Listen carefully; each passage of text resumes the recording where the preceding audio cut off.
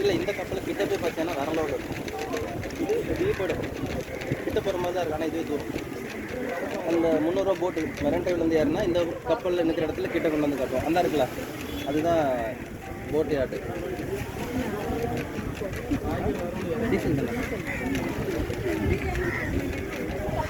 நல்லா இருக்குல்ல சார். அங்கே தான் அந்த போட்டோட சிப்போட மொத்தம் இந்த சிப்பியாட் அங்கே தான் இருக்குது.